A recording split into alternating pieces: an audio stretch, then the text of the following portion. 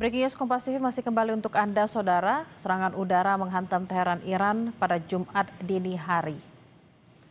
Peristiwa tersebut terjadi usai Israel mengumumkan serangan skala besar di ibu kota Iran.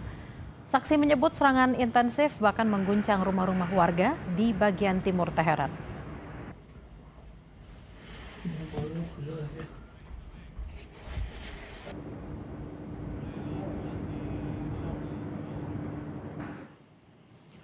Sebelumnya, Saudara, kepulan asap terlihat di kota Teheran pada Kamis pagi akibat serangan udara Amerika Serikat dan Israel.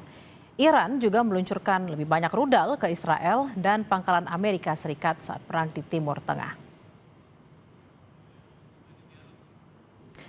Terkait dengan perang yang terjadi antara Amerika Serikat dan Israel ke Iran, kita akan membahasnya, Saudara, bersama Guru Besar Hukum Internasional Universitas Indonesia, Profesor Hikmahanto Juwana. Selamat siang, Prof, dengan Bella di studio. Selamat siang, Bella. Sehat ya? Sehat, puji Tuhan, alhamdulillah. Prof, ini serangan dari tanggal 28 Februari, kemudian membuat gugur pemimpin tertinggi Iran, kemudian terjadi di bulan Ramadan. Bagaimana hukum internasional menilai serangan militer yang dilakukan oleh dua negara ke negara lain tanpa resolusi Dewan Keamanan PBB? Gimana, Prof, tanggapannya? Ya, kalau menurut saya sebenarnya ini sudah melanggar pasal 2 ayat 4 Piagam PBB ya. Karena pasal itu mengatakan bahwa negara diwajibkan untuk menahan diri melakukan serangan ke wilayah teritorial negara lain. Jadi itu yang pertama. Dan kalau Israel mengatakan, tapi kan saya melakukan serangan ini berdasarkan pasal 51 Piagam. Pasal 51 itu memberikan bukan hak untuk membela diri. Tapi ada ketentuannya, apabila dia diserang. Pertanyaan kita adalah apakah pada saat itu Israel diserang. Tapi ini saya melakukannya berdasarkan preemptive strike.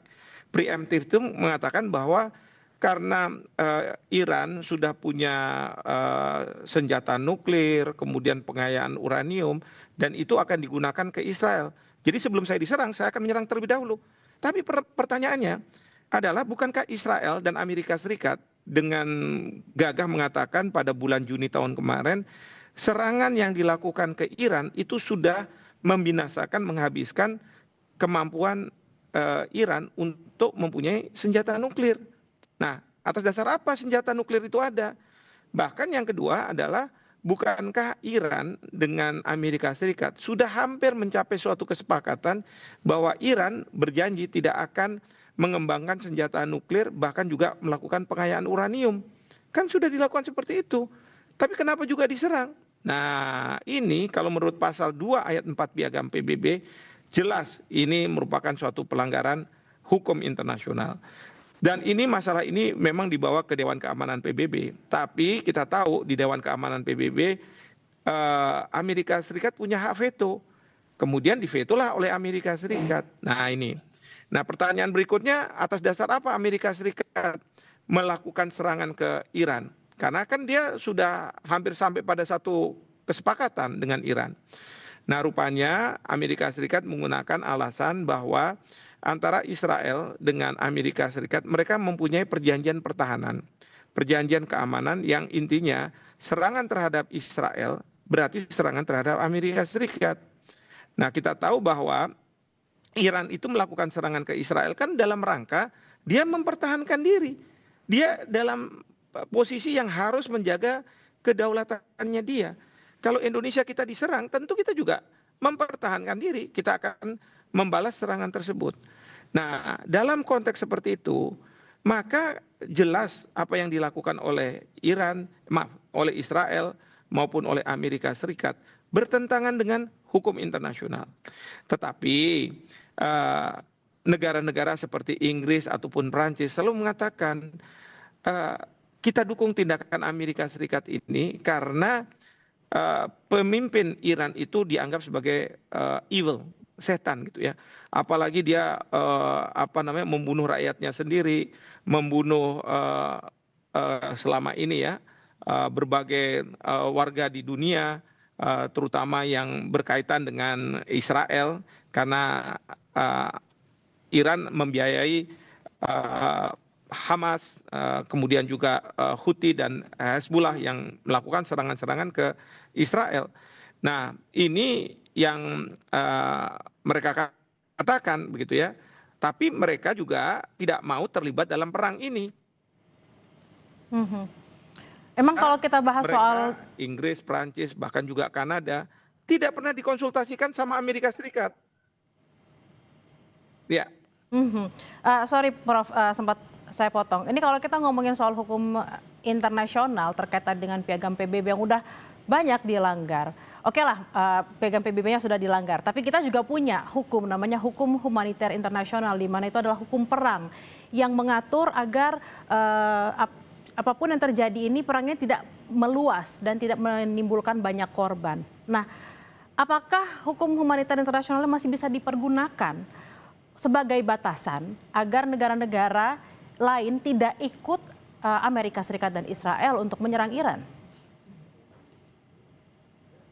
Tidak bisa. Ya, hukum humaniter internasional itu baru punya keefektifannya apabila perang ini sudah selesai, lalu mencari tahu siapa yang akan bertanggung jawab, siapa yang salah dan lain sebagainya.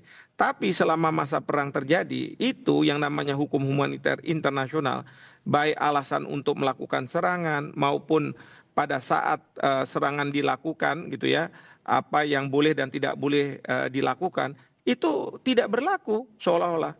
Nah, misalnya kita lihat saja Serikat ataupun Israel, mungkin juga Iran juga dituduh karena apa?